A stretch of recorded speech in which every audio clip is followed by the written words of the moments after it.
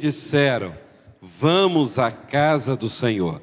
Não há alegria maior para nossas vidas do que estarmos reunidos aos pés do nosso Salvador Jesus Cristo.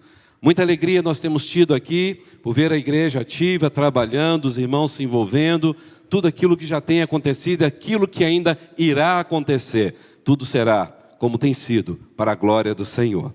Nesta madrugada, eu, pastor Marcos e o pastor Paulo Sérgio, estivemos saindo daqui, indo em direção a Rio Bonito, para o acampamento batista, onde teve ali a reunião da Ordem dos Pastores Batistas Fluminenses. Então foi a primeira reunião que eu pude participar como pastor agora batista fluminense, e eu fiquei muito feliz de poder ver ali cerca de 270 pastores, desde cedo, adorando ao Senhor, tratando assuntos concernentes ao reino de Deus. E a nossa Convenção Batista Fluminense está ali, atuando nessa semana, tendo a 115ª Convenção Batista Fluminense. E o pastor Vanderlei Marins mandou um grande abraço para a igreja, dizendo que já está com saudade dos irmãos. Hein? E eu falei com ele, então vem logo para cá, né? Muda para Petrópolis, hein? Resolve o problema. Hein?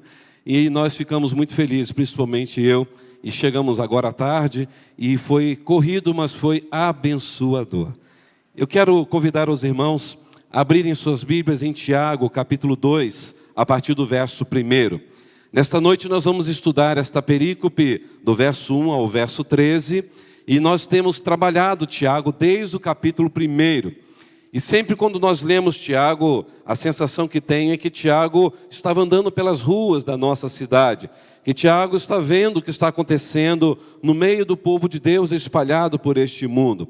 E eu já disse aqui que Tiago não é uma carta comum, é como se ele estivesse segurando em nosso colarinho, sacudindo a nossa vida, olhando dentro dos nossos olhos e nos chamando a atenção dentro daquilo que eu e você devemos fazer para viver como crentes em Jesus, segundo o coração de Deus.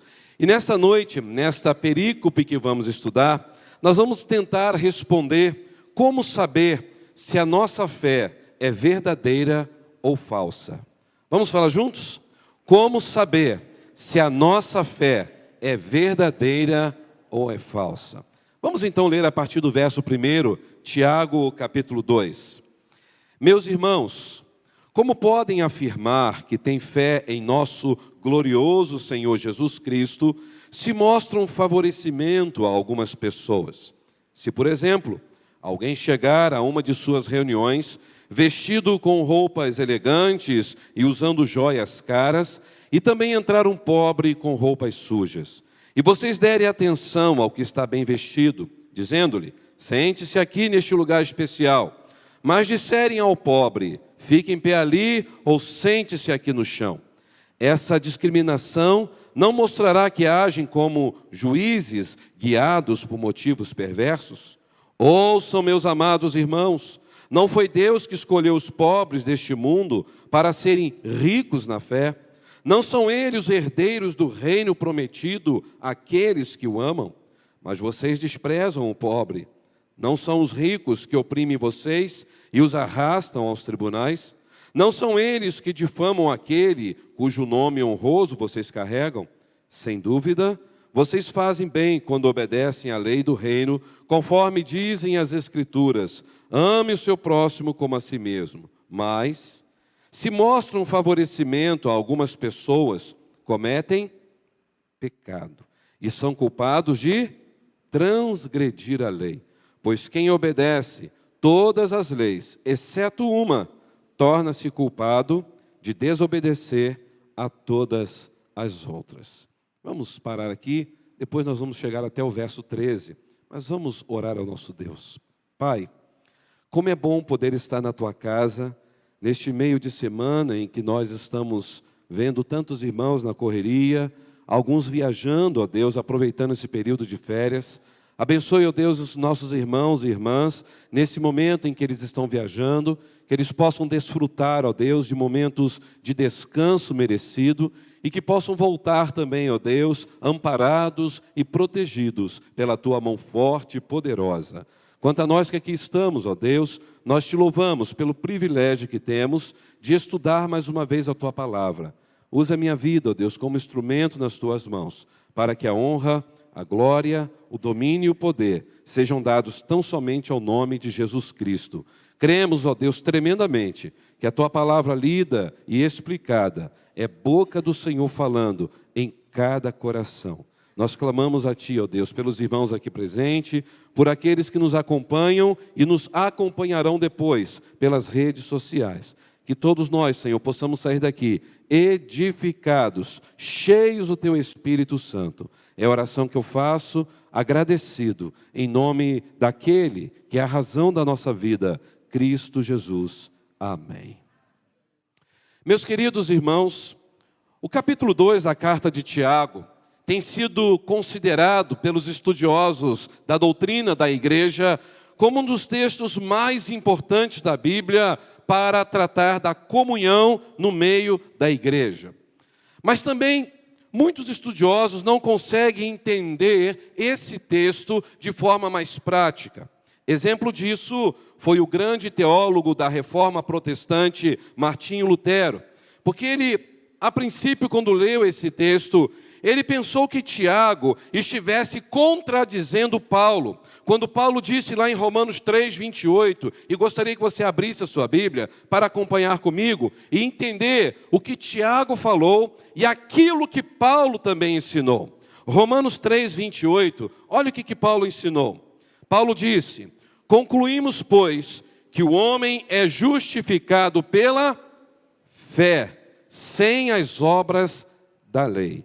Aqui nesse texto foi colocado para os irmãos dizendo, independente da obediência da lei. Então o homem é justificado pela fé e não pelas obras. E aí, se você abrir agora Romanos 4, veja o verso 2 e o verso 3, ainda o apóstolo falando sobre a questão de boas obras. Paulo disse, Romanos capítulo 4, versículo 2 e 3. Porque se Abraão foi justificado pelas obras, tem de que se gloriar, mas não diante de Deus. Pois que diz a Escritura, creu Abraão em Deus, e isso lhe foi imputado como justiça. Ou seja, a fala de Paulo é que as obras nunca vão levar ninguém à salvação. E agora Tiago vai falar sobre a questão de fazer obras.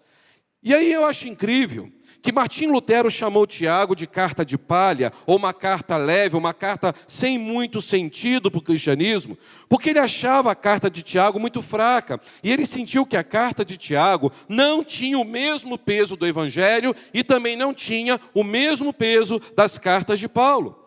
Mas eu pergunto aos irmãos, será mesmo que Tiago estava entrando em contradição com Paulo?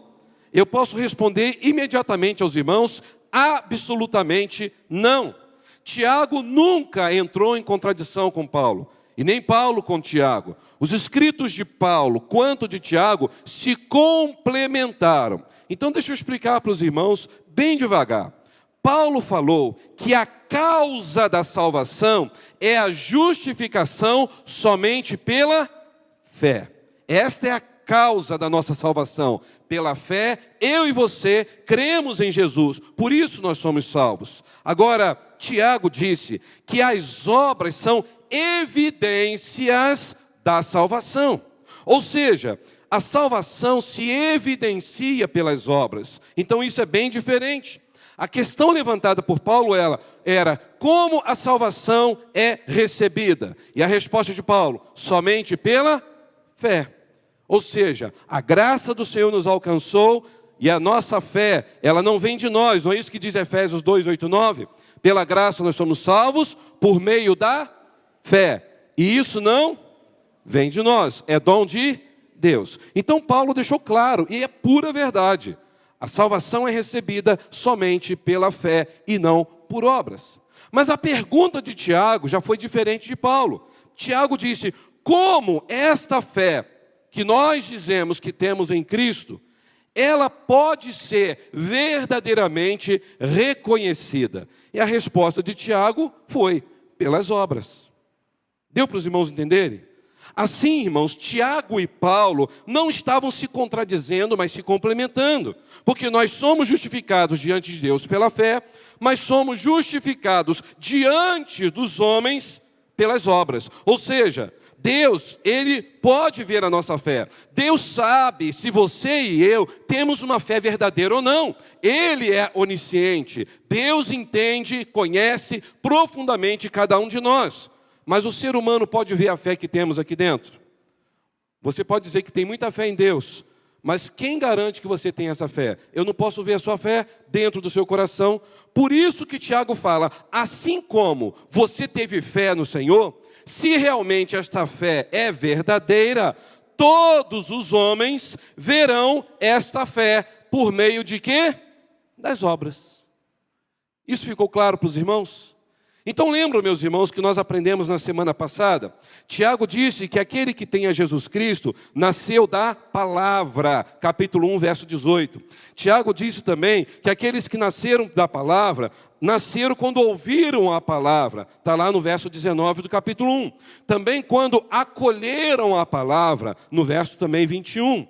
Se você olhar então do verso 18, 19, 20 e 21, Tiago falou, e nós estudamos isso, que nós nascemos da palavra, quando ouvimos a palavra, quando acolhemos a palavra, e por isso nós encerramos na semana passada falando que aquele que nasceu de novo precisa fazer o quê? Praticar a palavra. E esta prática da palavra que são as obras.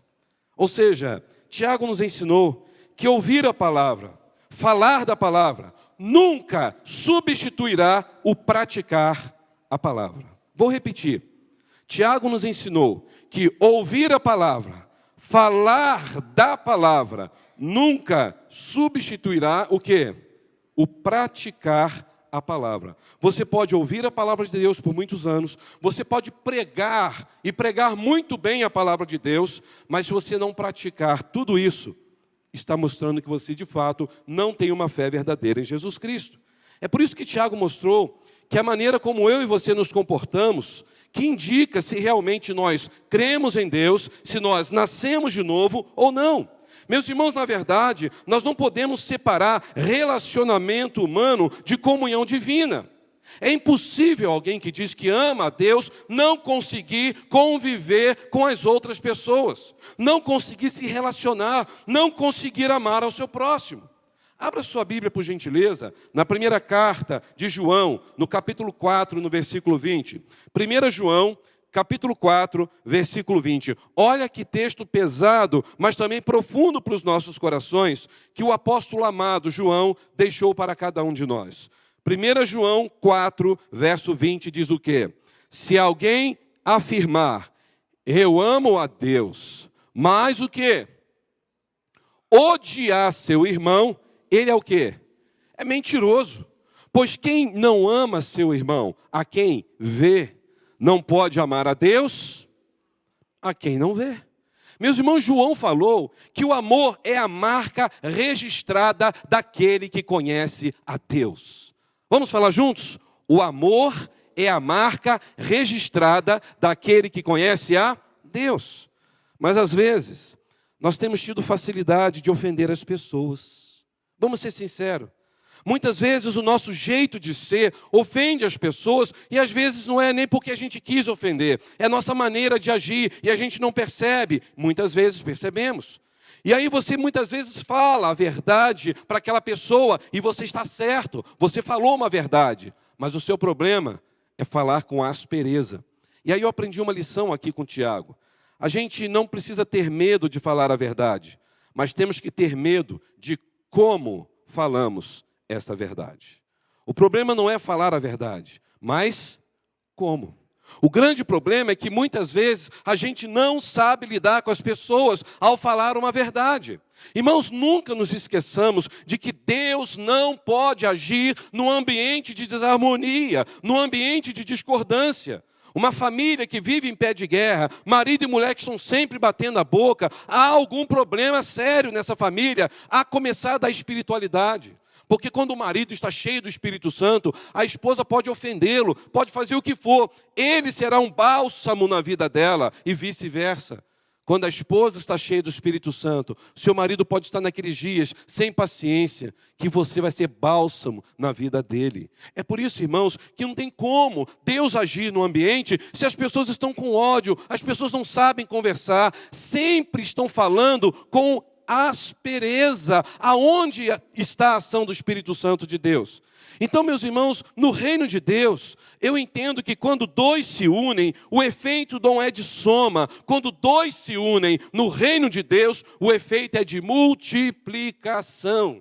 Porque muitas pessoas vão olhar e falar, puxa vida, eu vejo que eles são diferentes, pensam diferente sobre política, pensam diferente sobre time de futebol, pensam diferente sobre alguns aspectos da vida, mas eles estão unidos. E o que uniu essas pessoas é a pessoa de Jesus Cristo. Isso é maturidade. Isso é prova de uma fé verdadeira. Meus irmãos, a igreja ela só se multiplica porque está alicerçada no amor de Deus. Se nós olharmos Atos capítulo 2, nós vamos ver que aquela igreja só cresceu porque eles se amavam, partiam o pão, estavam juntos, como a nossa igreja tem procurado ser. E eu louvo a Deus pela ação dessa igreja. E o que acontece quando a igreja se ama e está todo mundo junto? Deus vai acrescentando a cada dia aqueles que vão se salvando. É a ação de Deus. A igreja é atrativa. A igreja se torna abençoada e abençoadora. Então nós só conseguiremos expressar que temos amor na evidência da nossa fé diante dos nossos relacionamentos. Então nos relacionamentos eu vou mostrar a minha obra. Eu vou mostrar o quanto eu amo o Júlio vai mostrar o quanto ele me ama através das nossas obras, das nossas atitudes. É por isso que Tiago diz que nós somos testados, nós somos provados para sermos aprovados. E nós somos provados na nossa fé, principalmente na maneira como tratamos as pessoas. E aí Tiago vai falar algo muito forte aqui.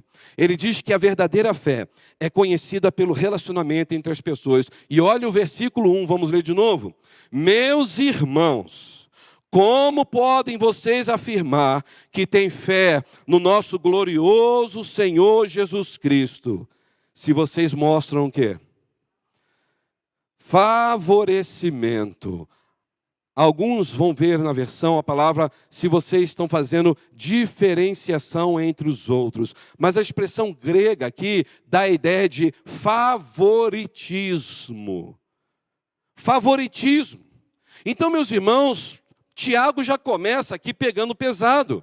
Como vocês dizem que amam Jesus? Como vocês dizem que têm fé no glorioso Senhor Jesus, se entre vocês há favoritismo? Meus irmãos, é incrível. Tiago ele revelou que quando se ama, não há favoritismo, muito menos acepção de pessoas.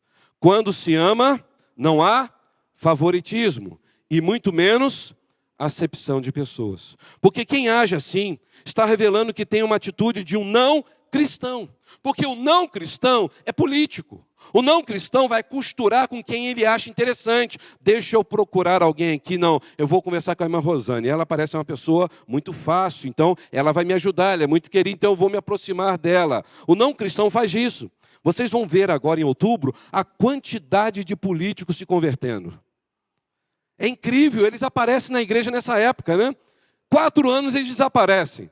De repente eles aparecem, todo mundo aqui cantando, adorando o Senhor, dando a paz do Senhor, graça e paz para todo mundo, né? Isso é estranho, não é mesmo? Eu lembro uma vez em São Paulo, chegou um grupo de candidatos a deputado estadual na hora do culto. A igreja lá cheia, né? Uma igreja com quase 400 membros, primeira igreja batista em Moreira César, e a minha esposa talvez se lembra disso. Eles entraram igual aqueles pinguins de geladeira, tudo com terno preto. Camisa branca e gravata preta, assim, um atrás do outro. Sentaram nos primeiros bancos e ficaram assim para mim, né? Eu nunca tinha visto eles tão feios, não conhecia. E de repente chegou um bilhetinho. Pastor, aqui está o deputado fulano de tal, ele está querendo dar uma saudação à igreja. Se eu pudesse dar 2 minutinhos de palavra para ele. E aí eu mandei a resposta, falando, diga para ele o seguinte, saudação, se eles quiserem dar, é do portão para fora. Aqui nós só vamos ouvir a palavra de Deus, eles são muito bem-vindos e vão continuar ali e vão ser abençoados por Deus. Ponto final. Quando ele acabou de falar isso com as pessoas meio sem graça, todos se levantaram e foram embora. Eles queriam adorar o Senhor? Não. Meus irmãos, pelo menos enquanto eu for pastor, aqui é lugar de pregar a santa palavra de Deus. Aqui não é lugar de fazer política. Aqui é lugar de ensinar a palavra de Deus na sua essência, na sua pureza. E aí eu vejo isso acontecer. Pessoas que acabam fazendo favoritismo uma com a outra, fazendo política entre uma e outra, achando que vou melhor me aproximar de fulano, porque fulano tem algo a me oferecer. Tiago estava dizendo, eu quero não acreditar que isso está acontecendo com vocês. Vocês estão tendo favoritismo, isso prova que vocês não têm a Cristo e não têm fé no Senhor. Aí ele cita um exemplo aqui de 2 visitantes entrando na igreja. Olha a partir do versículo 2 de Tiago 2. Um rico e outro pobre. Vejam comigo. Se, por exemplo, alguém chegar a uma de suas reuniões, vestido com roupas elegantes, usando joias caras, e também entrar um pobre com roupas sujas, e vocês derem atenção ao que está bem vestido, dizendo-lhe, sente-se aqui neste lugar especial, mas disserem ao pobre, fique em pé ali, ou sente-se aqui no chão. Essa discriminação não mostrará que agem como juízes, guiados por motivos perversos ou critérios errados. Não é assim que Tiago estava dizendo? Tiago estava falando exatamente algo fantástico. Ele diz o seguinte, por que vocês estão oferecendo maiores privilégios ao rico? E vocês estão desprezando o pobre? Se vocês fazem isso, vocês estão negando a fé no Senhor Jesus Cristo. Irmãos, Jesus nunca valorizou as pessoas pela cor da pele. Jesus nunca valorizou as pessoas pela beleza de suas roupas ou pelo dinheiro que elas possuíam. Jesus nunca julgou as pessoas pela aparência. Você pode ver isso em Mateus, capítulo 22, verso 16. Jesus, sendo o Senhor da glória, Ele se fez pobre, Ele não julgou as pessoas, Ele se esvaziou, conforme diz Filipenses capítulo 2. Irmãos, Jesus acolheu tanto os ricos como os pobres, tantos os religiosos como os publicanos, tanto os doentes como os saudáveis, crianças, adultos, idosos, israelitas, gentios. Jesus abraçava a todos. O problema é que nem todos abraçavam Jesus. E a sua palavra nos orienta a isso, a não julgarmos as pessoas pela sua aparência. João 7, verso 24. Uma vez, enquanto eu trabalhava na Volkswagen, em Nova Friburgo, eu lembro perfeitamente que chegou um senhor com um chapelão de palha. O pé dele, eu acho que dava para plantar feijão, tanta terra. Ele estava com um chinelão havaiana. E naquele momento ele chegou com aquela calça jeans meio toda rasgada e com um saco na mão. Na hora, os vendedores estavam no balcão, falaram assim, Wellington, é seu cliente. E foram embora. Saíram tudo correndo, porque, como todos os dias tinha, pedintes. Toda hora a gente pedindo dinheiro, pedindo uma coisa. Quando ele chegou, ele falou assim, eu gostaria de comprar 2 motores de Kombi, porque eu sou um fazendeiro, minhas Kombis estragaram, e eu não quero mandar fazer motor, quero comprar um motor completo. Eu, aleluia, Jesus. E naquela hora eu falei assim, tá bom, então eu lá fazendo pedido, mas ao mesmo tempo olhando para ele assim, mas será que esse cara vai pagar com o quê? Eu não estou vendo nem movimento, nem volume de carteira na calça dele. De repente eu falei assim, vai pagar cartão, boleto, como que é? Eu falei assim, em dinheiro, cash, puf. E aquele saco estava cheio de dinheiro mesmo. Aí eu mandei ele para o caixa ao lado, ela foi, contou na maquininha lá direitinho, e foi realmente a venda, que eu talvez teria que vender durante 15 dias, no mesmo dia eu tinha feito aquela venda. Quando eu acabei de vender para ele, e mandaram entregar o motor lá na fazenda dele, aqueles que saíram correndo chegaram, senhor, o senhor aceita um cafezinho? Na hora quiseram tratar aquele homem, olha, se o senhor quiser tem um consórcio muito bom aqui, né? O senhor tem Kombi, tem a Amarok que está saindo aí agora, e foi oferecendo os carros para ele, e não, só vim aqui comprar motor e foi embora. Mas ele mesmo viu que aqueles funcionários saíram, e depois ele falou comigo quando o motor foi entregue. E eu fiz questão de ir lá levar pessoalmente o motor, né? E ele disse, eu vi que você foi o único que me atendeu, porque eu não estava apresentável naquele dia. Meus irmãos, de fato, a gente olha a pessoa pela sua roupa, a gente imagina, ou é um pedinte, ou que alguma coisa está errada. Mas mesmo que seja, nós temos que desprezar ou acolher. Acolher. Se ela estiver bêbada e quiser dinheiro para bebida, aí é outra coisa, nós vamos ajudá-la. Você quer ser internada, você quer tratamento, você quer ajuda, Jesus pode mudar a sua vida. Ou seja, a gente às vezes perde oportunidade com essas pessoas também. Certa vez Abraham Lincoln disse o seguinte, Deus, Ele deve amar mais as pessoas simples, porque Ele fez muitas delas. Meus irmãos, é por isso que é possível sim uma pessoa ser pobre neste mundo e rica no mundo dos céus, no mundo vindouro. Infelizmente, existem muitas pessoas que são ricas nesse mundo, mas são pobres espiritualmente, pobres diante do mundo vindouro. Você vê isso em 1 Timóteo 6, 17 e 18. Por quê? Porque deixaram as riquezas dominarem os seus corações. Irmãos, Tiago falou o que no versículo 5? Ouça, meus amados, ele está falando para a igreja, ele não está falando para os pagãos. Meus amados irmãos, escutem, não foi Deus quem escolheu os pobres deste mundo para serem ricos na fé? Não são eles herdeiros do reino, prometidos àqueles que o amam? Aí eu pergunto aos irmãos, quando Tiago escreve esse versículo 5, será que ele está mostrando aqui que Deus não ama os ricos? Será que Deus é contra a riqueza? É pecado você ser rico? De forma alguma. Deus ama os ricos, sim, com certeza. A Bíblia diz em João 3,16, porque Deus amou o mundo. Mas o que é importante entender aqui, que Tiago usou uma palavra grega enorme para falar sobre essa expressão aqui em português, escolheu. Nesse verso 5, alguém tem outra palavra para essa palavra escolheu? Qual a outra palavra? Pode falar. Ou todo mundo tem a palavra escolheu? E aqui, irmão Zé Luiz, você está me assistindo pela televisão, né? Como eu disse na visita que eu fiz essa semana, não se preocupe com essa palavra grega, só com o seu significado. Mas essa palavra grega, ela é tão grande, que eu vou ter que falar devagar. Exelexato. Exelexato é a palavra escolheu, que nós temos traduzido em português. Mas o que é exelexato? É alguém escolher algo a dedo. É você ir no hortifruti e escolher uma fruta e selecionar. Essa é a fruta boa, essa é a fruta estragada. Ou seja, escolher sabiamente. Ou seja, quando você vai comprar fruta, você compra a fruta podre. Você olha, vê a maçã, não, está podre, então deixa essa aqui. E você vai procurar as melhores frutas para você comer.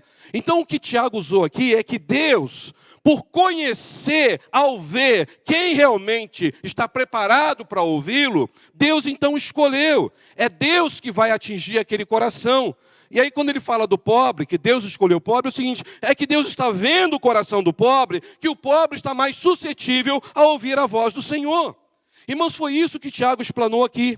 Que Deus escolheu aqueles que ele já conhece, e ele estava vendo que o buscaria de todo o coração.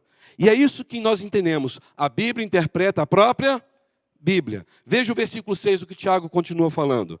Mas vocês desprezam o pobre, porque não são os ricos que oprimem vocês e os arrastam para os tribunais? Ou seja, naquela época, o pobre, se pudesse ganhar na justiça, ele ganhava. Só que ele não tinha dinheiro, não tinha vez, não tinha voz. E os ricos é que colocavam os pobres lá na justiça e ia para a cadeia. Meus irmãos, o que Tiago estava dizendo é o seguinte, olha, o coração dos ricos não está em Deus. Deus para eles é o seu bolso. Deus para eles é a sua riqueza. Olha o verso 7 que Tiago fala. Não são eles que difamam aquele cujo nome honroso vocês carregam, ou seja, está pronto a difamar você e sujar o seu nome, colocar você na justiça para te depreciar. Irmãos, o que nós temos que entender aqui é que Deus aceita sim os ricos, tão prontamente quanto os pobres.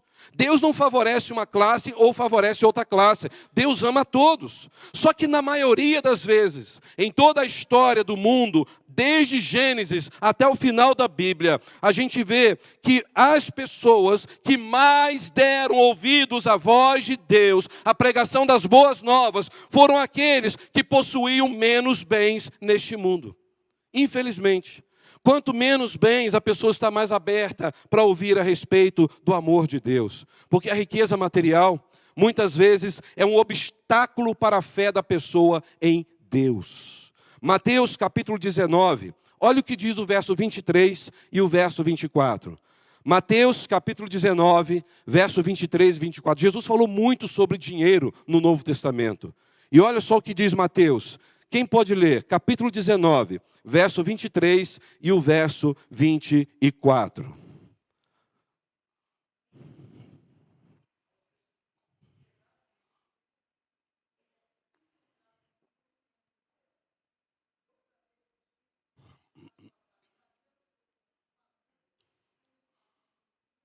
Jesus estava dizendo que o rico não entra no reino dos céus. Ele disse o quê? Dificilmente. E essa agulha aqui não é agulha de costurar não, tá, gente? Normalmente é aquela agulha lá, daquelas cercas em que os animais ficavam guardados, e o camelo tinha que passar debaixo daquilo para entrar. Normalmente a agulha era chamada aquelas cercas. Outros vão dizer que era aquela cerca mais curtinha, né? E por ele ter aquele caroço nas costas, o camelo tinha muita dificuldade para passar ali. Ele praticamente não passava. Então estava falando, olha, é mais fácil um camelo passar pela fenda da agulha, né, do que um rico entrar no reino dos céus. Na verdade, o que Jesus estava dizendo é que era algo difícil, porque o rico não vai querer dar ibope para as coisas espirituais. Na verdade, são raros as pessoas que têm muitos bens que se quebrantam e se colocam diante do Senhor. Mas não quer dizer que é impossível. Conheço muitas pessoas que têm muitas riquezas e se entregaram a Jesus e abençoam muito a obra de Deus através dos seus bens. Na verdade, meus irmãos, muitas pessoas que tiveram riquezas acabaram tendo de modo egoísta. Muitas pessoas alcançaram riquezas subindo em cima das outras. É por isso que esse coração egoísta, esse coração avarento, é um coração que Deus olha, Ele conhece, e Ele separa, esse aqui não quer saber de mim. Esse aqui está mais preocupado com dinheiro. Meus irmãos, por isso que Tiago disse de modo muito claro que o pobre não seria pobre, deveria continuar sendo pobre para ter salvação, não. Mas o pobre alcançava a salvação porque ele dava crédito à palavra de Deus. Ele abriu o coração para as coisas espirituais. E isso sempre foi muito claro em toda a história mundial. É por isso que nós temos que tratar as pessoas como Deus as trata. Deus não trata as pessoas pelo status social. Deus trata as pessoas por quem elas são. Nós, perante Deus, não somos o que nós estamos vestidos agora. Não é pelo que nós temos no banco, não é pelo patrimônio que possuímos, mas é pela pessoa que nós somos diante do Senhor. Porque na hora da nossa morte, tudo isso aqui fica nessa terra. E aí Tiago então está falando sobre isso.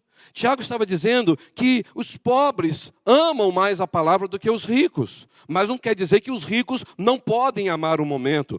Muitos com certeza amaram. Muitos hoje ainda estão amando e muitos ainda vão amar a palavra de Deus e vão se entregar a Jesus Cristo. Infelizmente, mas serão poucos. Agora vejam comigo. Tiago então está chamando a atenção daqueles irmãos para eles receberem ricos e pobres com honra, independente da classe social. Todos são dignos do amor de Deus. E olha o versículo 8. Sem dúvida, vocês fazem bem quando obedecem à lei do reino, conforme dizem as Escrituras. O que diz as Escrituras? Ame seu próximo como a si mesmo. Mas, se mostram favorecimento a algumas pessoas, cometem pecado e são culpados de transgredir a lei. E aí cabe uma pergunta. A questão não é quem é o meu próximo, mas para quem eu posso ser o próximo. Entendeu? A pergunta não é quem é o meu próximo, mas para quem eu posso ser o próximo. Sabe o que eu quero dizer com isso? Que Tiago disse que quem não ama é transgressor da lei. Então eu preciso amar independente de quem seja o meu próximo. Eu preciso ser alguém amável. Eu preciso ser alguém comedido nas palavras para lidar com o meu próximo. Porque se eu tropeço no único ponto da lei, eu vou ser culpado da lei inteira. Você pode guardar os 10 mandamentos, fazer tudo certinho, mas se você errar em uma vírgula, você está sendo culpado de toda a lei. Olha o que diz o verso 10. É isso que Tiago falou. Porque quem obedece, melhor dizendo, toda a lei, exceto uma, torna-se culpado de desobedecer todas as outras. Vamos ler essa versão que está sendo colocada aqui? Pois quem obedece a toda a lei, mas tropeça em apenas um ponto, torna-se culpado de quebrá-la inteiramente. É por isso que a nossa fé, ela é provada para ser aprovada, e no dia do juízo, Deus vai fechar o pacote. Deus vai mostrar exatamente se eu e você fizemos tudo corretamente. E olha o que ele vai dizer então no verso 11 a 13, para fechar esta perícope. Ele vai dizer aqui sobre o que eu e você seremos julgados. Primeiro, nós vamos ser julgados pelas nossas palavras. Vamos falar juntos? Nós vamos ser julgados pelas nossas... Porque no versículo 3 ele diz o quê? Não façam acepção de pessoas. Você está falando de alguém, você está menosprezando alguém, você está depreciando aquela outra pessoa, ou então você está acusando ela, você se tornou um juiz sobre a vida dela. Ou seja, você vai ser julgado por aquilo que você acabou de falar daquela pessoa. Palavras de desprezo, como diz o verso 6. Quantas vezes podemos dar uma palavra de desprezo? Coitado, não mandei torcer para esse time. Tem gente que leva na brincadeira, legal, mas sabia que tem gente que leva a sério? Faz do seu time de futebol uma religião. Faz da política quase que uma religião também, infelizmente. Brigam por causa disso, depreciam, desprezam. Você torce para esse time, você não quer nem conversa mais. Isso é ou não é um desprezo? Você votou em fulano de tal, para mim você não é mais irmão em Cristo. Isso é ou não é desprezo? Ou eu estou equivocado? Vocês entenderam o que o Tiago está falando? E mais, se você olhar Mateus capítulo 12, verso 36, olha que incrível que está dizendo ali. Mateus 12, 36, vale a pena você marcar esse texto na sua Bíblia. Mateus 12, verso 36. Quem gostaria de ler, por gentileza? Pessoas que brincam com suas palavras, depreciando a outra. Às vezes, irmãos, é melhor não fazer brincadeiras, porque as pessoas ficam brincando, o outro aceita. Mas chega uma hora que aquela brincadeira se torna cansativa e a pessoa se sente ofendida, porque toda hora a pessoa só está rindo da outra, e isso não faz bem. O que diz aí Mateus 12, 36? Mas eu lhes digo que no dia do juízo, os homens haverão de dar conta de toda a palavra inútil que tiverem falado. Certa vez Tomás de Aquino, grande teólogo do passado, ele estava lá preparando as suas homílias, os seus sermões, para pregar no domingo seguinte. E aqueles seminaristas chegaram para Tomás de Aquino e falaram: Tomás, corre aqui fora, Tomás, tem um boi voando. Tomás então parou tudo, colocou as coisas ali, levantou com dificuldade, porque se ficar sentado muito tempo, haja coluna, né? Por isso que é bom andar de bicicleta com o Carlos, né? Né, Carlos? Que aí você treina bastante, não fica dando nas costas, né? Ele chegou e começou a olhar e procurar o tal do boi voando. E aqueles seminaristas rachando de rir, morrendo de rir. Tomás, você é muito bobo, Tomás. Como você pode ser tão bobo? Você é um camarada tão inteligente, mas agora você foi uma pessoa tão infantil. Como que você acreditou que um boi pudesse voar? E ele parou, respirou fundo, olhou para aquele seminarista e disse: eu preferi crer que um boi estivesse voando do que acreditar que um crente pudesse estar mentindo. Eu preferi crer que um boi estivesse voando do que acreditar que um crente pudesse estar mentindo. Mas é só brincadeira. Brincadeira revestida de mentira. Às vezes as pessoas brincam, irmãos, e brincadeiras podem ferir.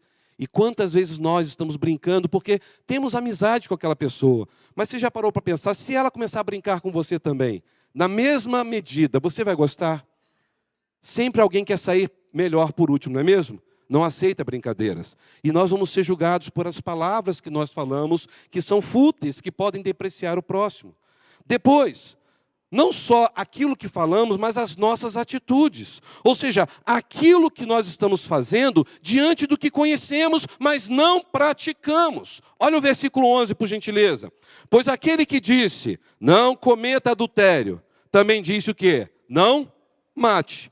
Logo, mesmo que não cometa adultério, se matar alguém, vai transgredir a lei de Deus. Ou seja, você não adulterou. Você manteve fiel no seu casamento, na sua relação, mas você fez uma coisa errada também. Você pode não ter adulterado, mas você se tornou um assassino. Ou seja, o que adianta obedecer à lei? Parcialmente.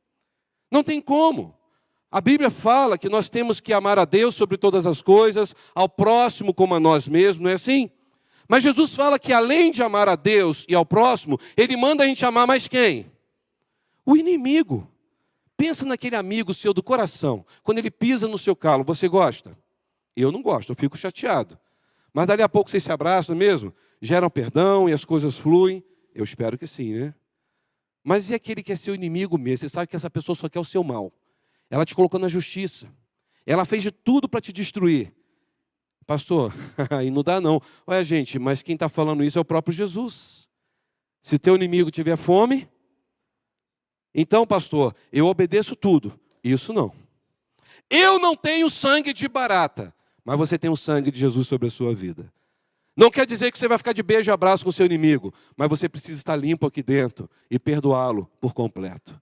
Deixe que o justo juiz, que é Deus, há de julgar a sua causa. E é isso que Tiago estava dizendo. Ficam batendo no peito dizendo que amam a Deus, que estão na casa de Deus, mas sempre estão falhando em alguma coisa. Meus irmãos, olha o que ele diz no versículo 12. Portanto, em tudo que disserem, Tiago está falando aqui, e fizerem, lembre-se que serão julgados pela lei que os liberta, ou seja, fé e prática. Você sabe, você crê, mas você também pratica. Irmãos, a prática deve ser total e não parcial. Eu preciso, de forma concreta, entender que a Bíblia me ensina a amar a Deus e viver uma vida em comunhão com Deus. A Bíblia me ensina que nesse relacionamento com Deus, eu vou amar as pessoas próximas a mim. Mas a Bíblia também me ensina que esse relacionamento com Deus, que me faz amar o próximo, vai também me ajudar a amar aqueles que me ferem. Então, se eu consigo amar a Deus, todas as outras coisas vão ser o quê? Consequência. Então eu não vou seguir a Deus parcialmente, mas totalmente. Irmãos, a nossa prática, nossas atitudes precisam estar acompanhadas justamente com a misericórdia. Porque se eu for olhar para a miséria da minha vida, aí eu vou entender, puxa vida, eu era um miserável pecador, Deus me amou, Jesus é o melhor de Deus, e eu fui amado por Deus, por que eu não posso também ter misericórdia daquele que me ofende? Por que eu também não posso olhar a miséria do próximo, amá-lo e ajudá-lo também a se aproximar de Deus? É isso que Tiago fecha essa perícope dizendo. Leiam comigo. Porque o juízo será sem misericórdia sobre aquele que não fez misericórdia. E a misericórdia triunfa sobre o juízo. Ou seja, nós temos que estar seguros de que praticamos as doutrinas, amamos a Deus e nós, acima de tudo, nesta prática, exercemos misericórdia.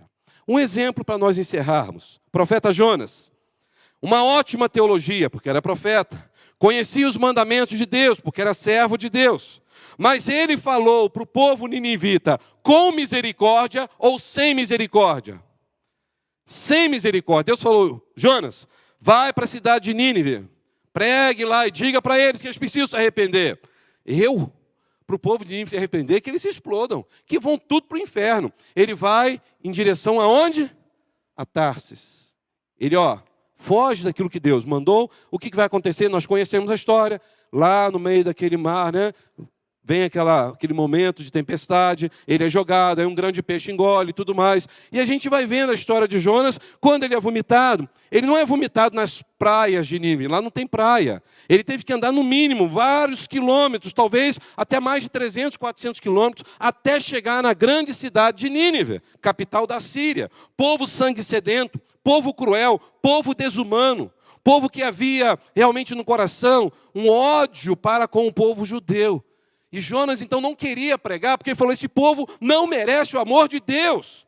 Esse povo não merece ter o perdão de Deus. Mas depois de tudo que aconteceu, eu vou lá pregar. Como que ele pregou? Queridos ninivitas, graça e paz. Amo vocês. Meus amados ninivitas, se arrependam dos pecados. Eu quero viver com vocês no céu. Olha, Deus ama vocês e eu também, sabia? Foi isso que Jonas fez. Quando ele chegou lá, eu imagino já por conta, irritado, vomitado, porque ele não teve tempo de tomar banho. Vocês imaginam que o peixe vomitou. No dia que ele tomou uma ducha lá com sabãozinho e foi embora. Quando ele chegou lá, vocês vão tudo para o inferno. E foi embora. Essa foi a pregação de Jonas. Pastor, olha lá, Jonas 4, de 1 a 11. Ele só falou isso, vocês vão ser destruídos. É a ordem de Deus. Fui.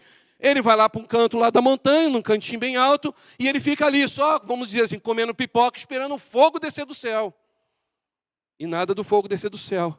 Nasce a boboreira atrás dele, né? Traz a sombrinha gostosa. Oh, Deus bendito, coisa boa ser profeta de Deus. Olha só que bênção. Aí a boboreira seca por causa de um verme e começa a comer. Aí ele fica irritado. Aí Deus fala, você está irritado? Irritado com a boboreira que nasceu, já morreu?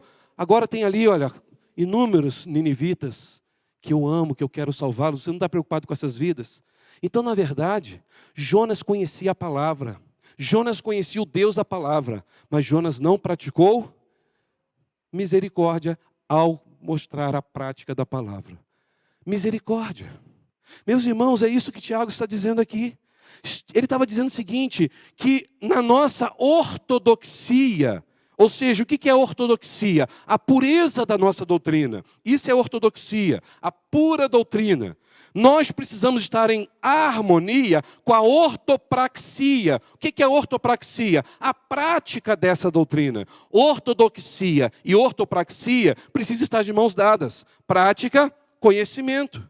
Meus irmãos, e esse conhecimento com prática gera misericórdia.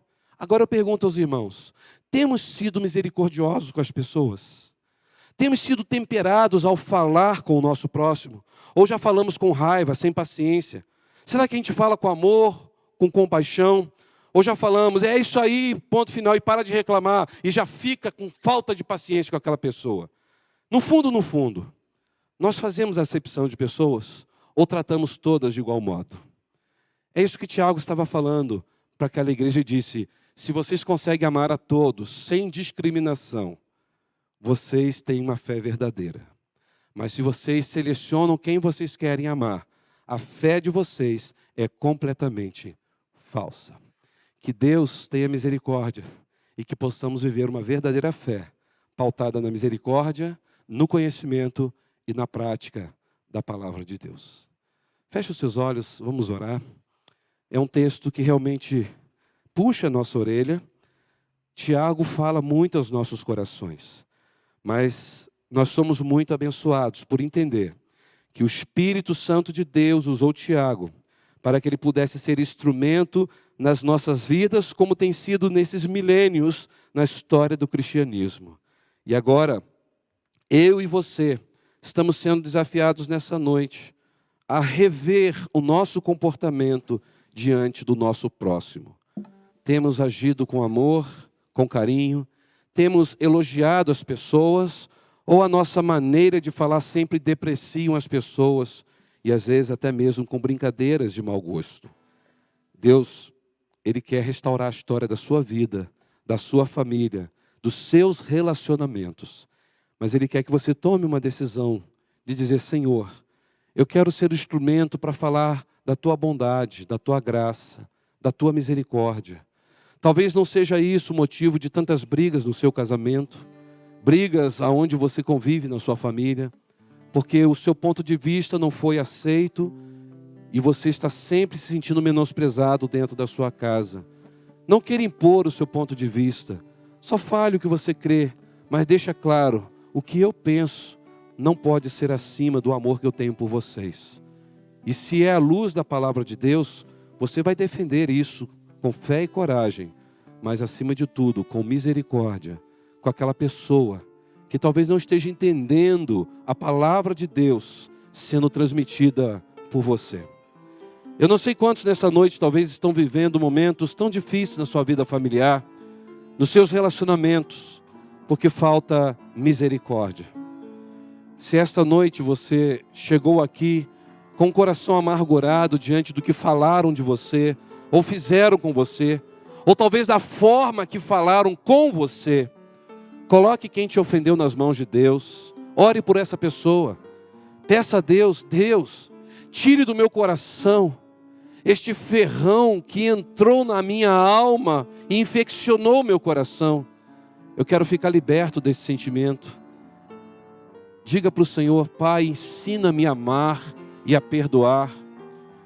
Diga para o Senhor, ensina-me a ser como Cristo, que naquela cruz machucado, humilhado, zombado, Ele teve a capacidade de dizer, Pai, perdoa-lhes, porque eles não sabem o que estão fazendo. Isso é amor, amor incondicional. Eu quero orar por você agora, e pela sua vida, pela sua família. Vamos orar. Se você quer colocar a sua vida, ou a vida de alguém, que você talvez tenha sido rude com aquela pessoa, você falou pura verdade com ela, mas a maneira que você falou feriu o coração dela. Eu quero pedir que você se coloque diante de Deus agora e fale, Senhor, ajude-me para que eu possa saber como falar para que eu possa ser um bálsamo na vida daquelas pessoas. Mesmo que eu seja duro, mas eu vou falar com amor, eu vou falar com bondade, eu vou falar com misericórdia.